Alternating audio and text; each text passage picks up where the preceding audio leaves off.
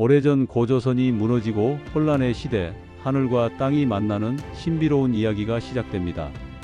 천재의 아들 해모수가 인간 세상으로 내려와 강이 신 하백의 아름다운 딸 유아를 만났습니다. 두 신성한 존재 사이에서 잉태된 아이, 그것이 바로 우리가 알고 있는 주몽입니다. 하지만 주몽의 탄생은 평범하지 않았습니다. 어머니 유아는 사람의 형태가 아닌 커다란 알을 낳았고 그 알에서 한 사내 아이가 태어났습니다. 알을 깨고 나온 그 아이는 보통 아이와 달랐습니다. 눈빛은 별처럼 총명했고 몸짓 하나하나에서 범상치 않은 기운이 감돌았습니다. 백성들은 수군거렸습니다. 저 아이는 보통 아이가 아니야. 하늘이 우리에게 보낸 특별한 인물이 분명해.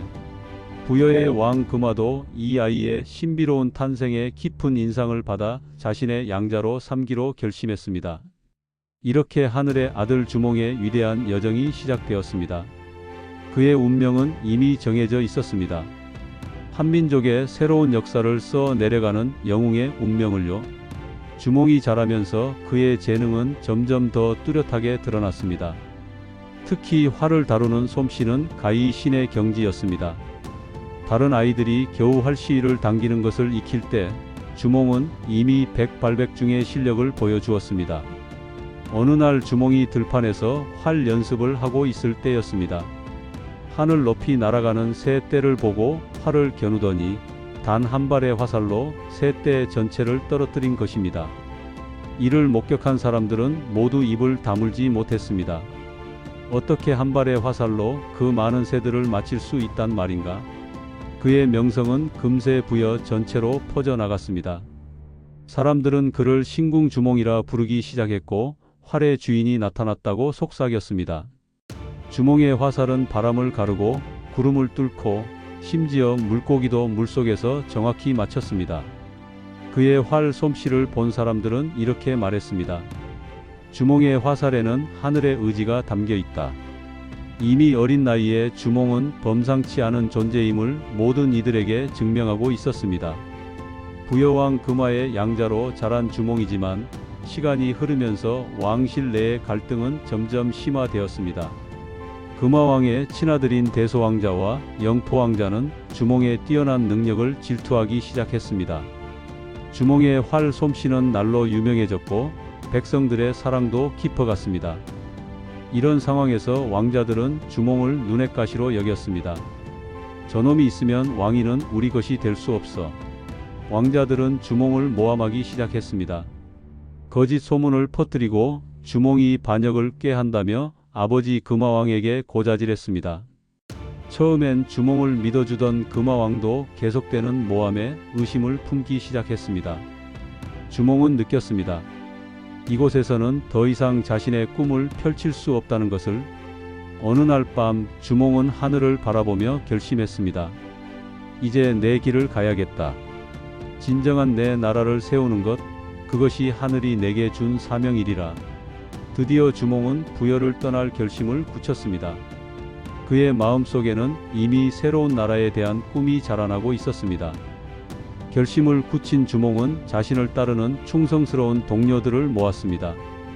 오이, 마리, 협보 같은 용감한 벗들이 주몽과 함께 새로운 땅으로 향하기로 했습니다. 하지만 탈출은 쉽지 않았습니다. 부여의 추격병들이 뒤따라오고 있었고 앞에는 거센 물살이 흐르는 큰 강이 가로막고 있었습니다. 강물은 마치 화가 난 용처럼 포효하며 흘러갔습니다. 뒤에서는 추격병들의 말발굽 소리가 점점 가까워지고 있었습니다. 절체절명의 순간 주몽은 하늘을 향해 외쳤습니다.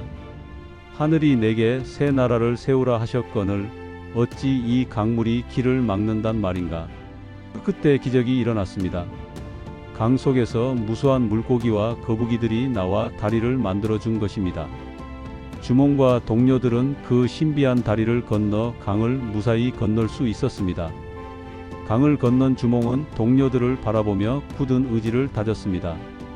이제 우리는 자유의 몸이다. 여기서부터 우리의 새로운 역사가 시작되는 것이다. 반드시 위대한 나라를 세워 우리 민족의 꿈을 이루리라. 주몽과 동료들은 남쪽으로 계속 이동하여 드디어 비옥한 땅 졸본에 도달했습니다. 이곳은 산이 험준하여 외침을 막기에 유리하고 평야가 넓어 농사 짓기에도 좋은 곳이었습니다. 주몽은 이 땅을 보자마자 확신했습니다. 바로 이곳이다. 하늘이 우리에게 주신 약속의 땅이로다. 하지만 새로운 나라를 세우는 일은 결코 쉽지 않았습니다. 주몽과 동료들은 맨손으로 모든 것을 시작해야 했습니다. 나무를 베어 집을 짓고 황무지를 개간하여 농토로 만들었습니다. 돌을 나르고 흙을 다져 성벽을 쌓았습니다. 밤낮을 가리지 않고 일했습니다. 손에는 물집이 잡혔지만 누구도 불평하지 않았습니다. 점차 졸본에는 주몽의 꿈에 동참하려는 사람들이 모여들었습니다. 부여에서 온 사람들, 주변 부족민들, 고조선의 유민들까지 모두가 주몽의 지도력을 믿고 따랐습니다. 주몽은 이들에게 말했습니다.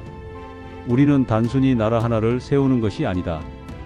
우리 한민족의 정신과 문화를 이어가는 새로운 역사를 만들어가는 것이다. 이렇게 고구려의 기초가 하나씩 다져져 갔습니다. 기원전 37년 드디어 역사적인 순간이 찾아왔습니다.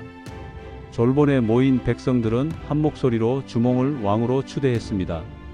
주몽님만이 우리를 이끌 수 있는 진정한 지도자입니다. 백성들의 뜨거운 환호 속에서 주몽은 초대 왕위에 올랐습니다. 왕이 된 주몽이 가장 먼저 한 일은 국호를 정하는 것이었습니다. 그는 깊이 생각한 끝에 고구려라는 이름을 택했습니다. 높을 고, 구슬 구, 고을 려 마이너스 높고 아름다운 나라라는 뜻이었습니다. 이 순간 한반도 북쪽 땅에 새로운 나라가 탄생한 것입니다. 주몽은 즉위 후 백성들 앞에서 선언했습니다. 고구려는 힘센 자가 약한 자를 억압하는 나라가 아니라 모든 백성이 자유롭고 행복하게 살 수 있는 나라가 될 것이다. 우리는 조상들의 얼과 정신을 이어받아 더욱 큰 민족의 꿈을 이루어 나갈 것이다. 백성들은 눈물을 흘리며 환호했습니다. 드디어 자신들의 진정한 왕을 만난 것입니다. 이날부터 고구려라는 위대한 나라의 700년 역사가 시작되었습니다. 주몽의 꿈이 현실이 되는 순간이었습니다. 새로 건국된 고구려를 주변 세력들이 가만히 놔둘 리 없었습니다. 부여에서는 배신자 주몽을 처단하라며 토벌군을 보냈고 한나라는 고구려의 성장을 견제하려 했습니다. 주변 부족들도 이 신생국을 만만하게 보며 침입을 감행했습니다. 하지만 주몽은 조금도 두려워하지 않았습니다. 우리가 세운 나라를 지키는 것이 곧 우리 민족을 지키는 길이다. 주몽은 직접 전장에 나서 싸웠습니다.